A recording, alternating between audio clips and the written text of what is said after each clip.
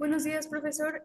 A continuación le haremos la presentación de lo que son los conceptos de electromagnetismo que fueron encargados en clase y pues bueno, este es nuestro equipo.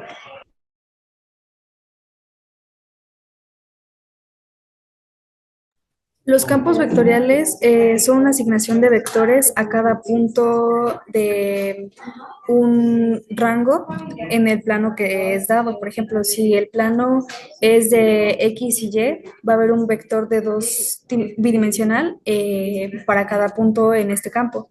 Igual si es de tres dimensiones, va a ser un vector tridimensional en el campo, ¿no? Y pues los campos vectoriales sirven para describir conceptos físicos y comportamientos a gran escala, como pueden ser comportamientos eléctricos y magnéticos.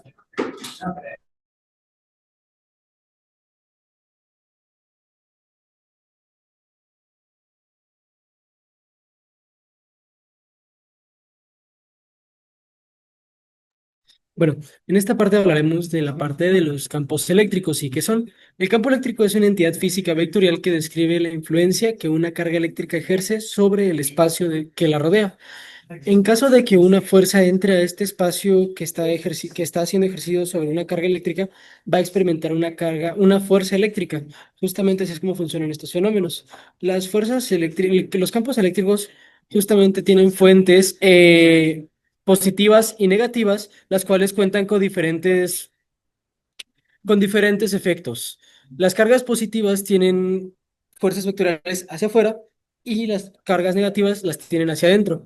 Son fuerzas vectoriales justamente, cuentan como campos vectoriales justamente porque en cualquier punto que usted se posicione en los campos, ya sea en cualquier punto, estos van a contar con sentido, fuerza, sentido, magnitud y dirección. Por eso cuentan como vectores. Ahora pasamos a la parte del campo magnético. Magnético del espacio, perdón, el campo magnético es una región del espacio en la cual una carga eléctrica en movimiento experimenta una fuerza de origen magnético.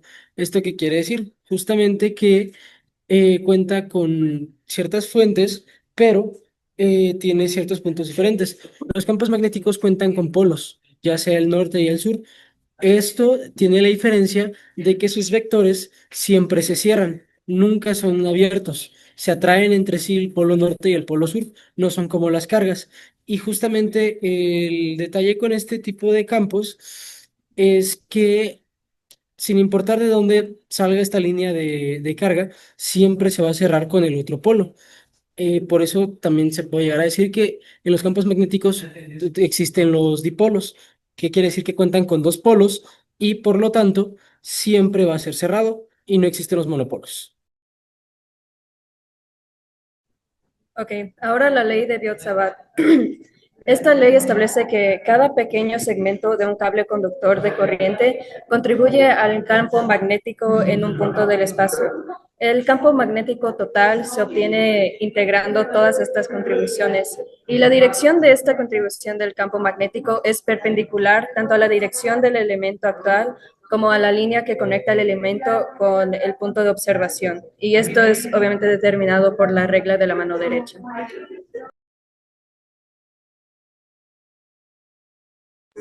A continuación, la fuerza de Lorentz es la fuerza electromagnética total, que en esta fórmula que observamos es F, ejercida sobre una partícula cargada Q, como se observa en el diagrama, que se mueve con velocidad a través de un campo eléctrico y un campo magnético.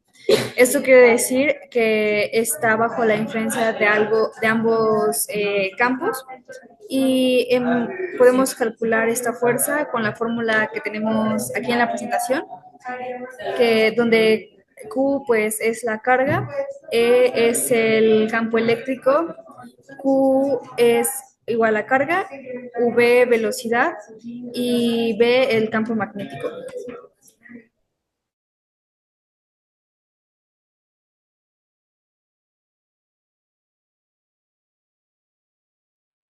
Bueno, ahora también hay que hablar sobre la fuerza magnética sobre un segmento de corriente.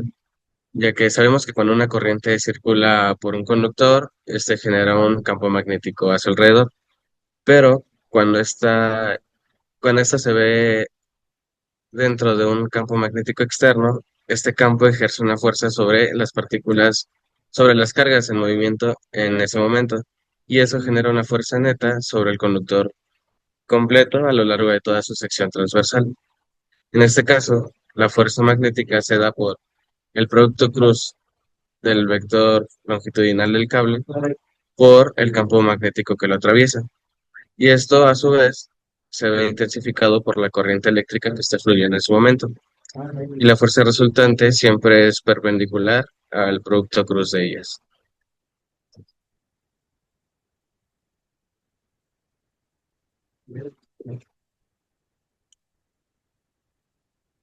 También está el campo magnético de un solenoide. En este caso, un solenoide es una bobina larga que contiene muchas vueltas de alambre. Al momento de pasar corriente por el alambre, se generan campos magnéticos, que en este caso su suma de cada vuelta de alambre genera un campo magnético intenso y ordenado en la bobina. El campo magnético se genera por la fórmula mostrada en pantalla, en donde se ve la permeabilidad magnética del vacío, el número de vueltas de la bobina y la corriente eléctrica que pasa a través de ellas. Entre sus propiedades se encuentra que el campo es prácticamente constante en magnitud y dirección por dentro de la bobina, además de que pasa a lo largo de todo el eje y a través de las espiras. Y su intensidad va a ser directamente proporcional a la corriente y el número de vueltas de la espira.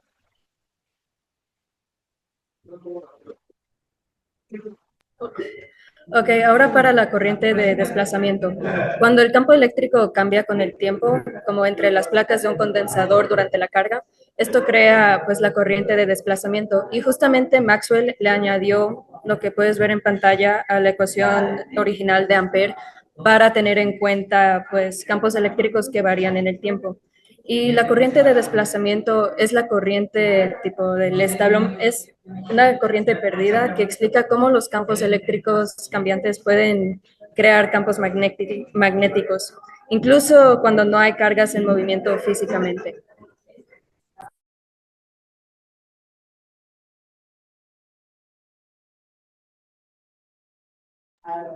Bien, es hora de hablar sobre qué es una integral de flujo. Bien, conceptualmente y rápidamente, nuestra integral de flujo mide en cuanto a cantidad, se puede llamar, en este caso podríamos llamarlo en un campo vectorial, que atraviesa a través de una superficie. Bueno, esto se puede representar de diferentes maneras. Normalmente se representa por vectores. En este caso puede ser de campo magnético o campo eléctrico, el cual pasa a través de una malla o superficie. Prácticamente, bueno, en resumen, se podría decir que la integral de flujo simplemente es una forma de cuantificar el flujo que pasa de un campo vectorial que pasa a través de esta superficie. Bien, existen dos formas de una integral de flujo, el cual puede ser a lo largo de una trayectoria cerrada y de una superficie cerrada. Una superficie cerrada normalmente se le conoce como una superficie gaussiana. Este es el caso que habíamos hablado, en el cual se mide cuánto flujo entra o sale a través de esa superficie. Eh, Ahora sí que se podría decir que se podrían contabilizar las líneas de campo magnético, campo eléctrico que pasan a través de una cierta área, el cual va a ser proporcional, perdón, va a ser perpendicular al área, el cual estamos calculando, y a lo largo de un flujo cerrado, dentro de una trayectoria cerrada, también se le puede ser llamada como circulación. Este calcula cuánto rota o circula dentro, bueno, un campo vectorial a lo largo de una curva cerrada. Bueno, ese también puede ser otro uso de nuestra integral de línea cerrada.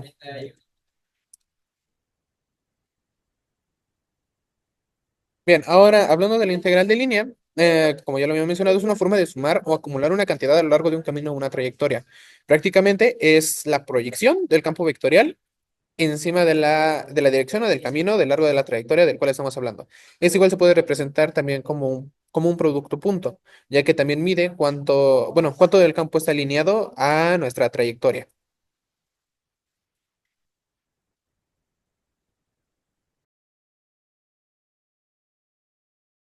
Ok, ahora vamos a hablar de la integral de línea del campo magnético. Esta fórmula es una que ya pudimos ver en las leyes de Maxwell, pero en su forma más simplificada, y esta simplemente representa el trabajo por unidad de carga que hace el campo desde el punto A hasta el punto B. El producto punto del campo eléctrico por el diferencial de longitud nos va a indicar cuánto del campo eléctrico está en la misma dirección que el movimiento.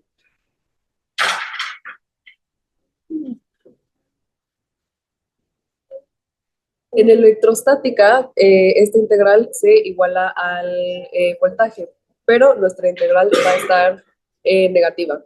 ¿Por qué negativa? Porque el trabajo hecho por el campo se traduce en una pérdida de la energía potencial de la carga.